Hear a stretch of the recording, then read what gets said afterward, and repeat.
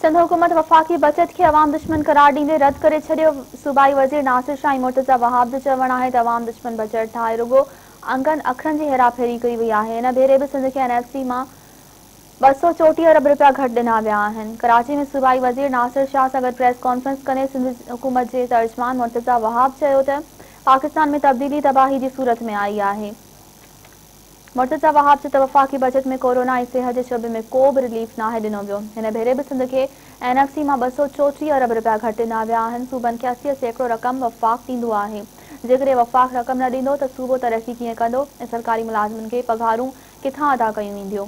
मुर्तज़ा वहाब चयो त वफ़ाक़ी बजट में कोरोना जी रोकथाम लाइ कुझु नाहे रखियो वियो। हीअ हुकूमत रुगो लॉकडाउन करण या न करण जा फ़ैसिला कंदी थी वठे। वफ़ाक़ी हुकूमत सिहत जे शोबे में बि सूबनि जी मदद कंदे नज़र न पई अचे।